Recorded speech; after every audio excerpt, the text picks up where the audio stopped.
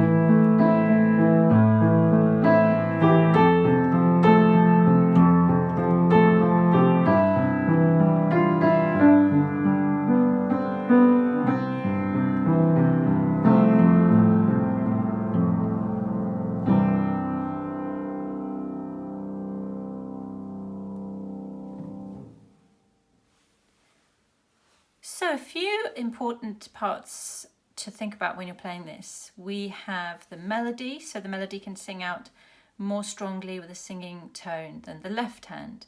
The left hand's quite busy though with this accompaniment. Essentially broken chords. You've really got to feel the 2 beats in the bar. It's 6/8, so we've got 2 dotted crotchet beats in each bar as compound duple. If you're counting, you would count 1 and a 2 and a 1 and a 2 and a 1 and a 2 and a 1 and a 2 and a 1 and a 2. So taking it steadily, you would practice 1 and a 2 and a. Now ideally you'll keep this muscle memory of this position so that your finger 2 can come straight back down and find that interval. It will be the same muscle memory when you move to the G. So holding this in the muscle memory, so with many repetitions your hands will remember that shape, then you'll find it easier. So whilst it says mezzo piano at the beginning, we don't really want every single note to be the same volume, otherwise it sounds a bit pedestrian. It would sound something like this. I'm applying the same weight and force into each note, but actually we want to shape this, so I could have a little bit more sound from the little finger. So I use a small lift and then place more weight into the first note, then the rest will be softer. Keeping those as soft as I can. More, less, less, less. More, less, less, less. More, less, less, less, less. All of the others are less, so have a listen.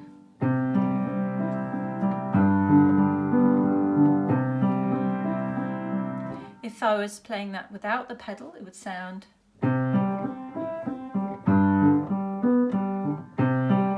So I'm putting a little bit more weight into that first note. I'm helping myself to do that by lifting the hand a little.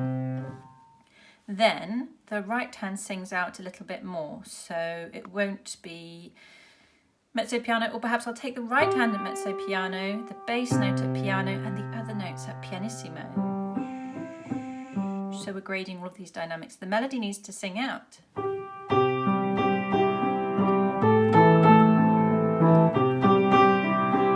If I played it at the same volume, it might become a little bit,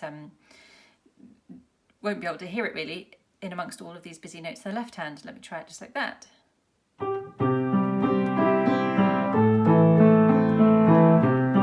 It's so not instinctive to do that. You will want to hear that melody, so it's quite hard to demonstrate that, but bring out the right hand. Okay, that always goes for any melody. The same thing when we have 2 notes in this bar 13.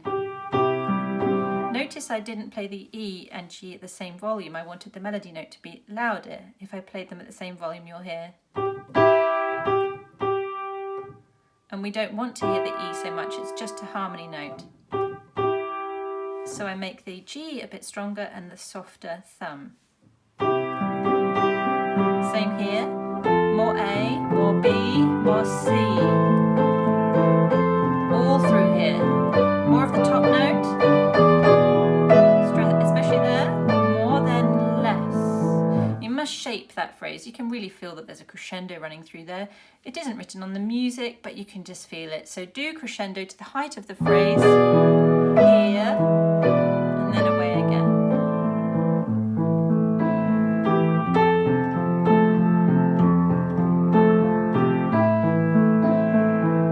And then the chorus, that's fine.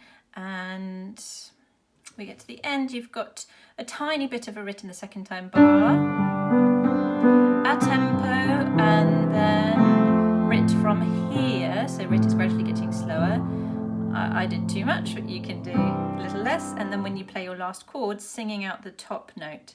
So they're not all the same volume. The top note was the melody note, so we need to sing that out. So that finger takes the action of striking the keys, whilst the other fingers take the action of being quite weightless. When you practice that, which is voicing chords, sometimes you'll notice that the notes go down at different times. That's okay, just practice repeating until it feels easier and is also at the right volume. I'm striking that too hard at the moment just to demonstrate, but we're in the context of a piano and I'd probably want that to be pianissimo and these to be PPP. Oh, some of my harmony notes didn't sound. That's one of the magical moments in music, is when you're trying so hard, and all pianos are different, so sometimes you don't know what you're going to get. Ooh. Yeah, so really examine the sounds, enjoy the sounds. A couple of crescendos are actually written into the chorus, use those. And the pedal, I would say, really, you have to start now. Obviously, the most important thing to do is to listen when we're playing, but you really have to start to use your initiative now. We're heading into, this is grade 3 material, so you listen to the sound. If it's too much pedal and it's becoming a muddy sound, then you need to change that pedal.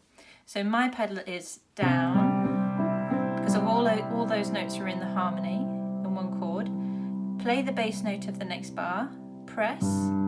As you press it, and it's caught here with your little finger, your foot goes up, down, catch the sound again, then you can move off it and it will have caught the sound. So you go to the next bar, you press the first note, you go play up, down with your pedal, but you can't delay, it just has to happen this quickly. So what I'm showing with my hand is what I'm doing with my foot. So I would start pedal down, and the first bar is fine, you don't need to go up, down.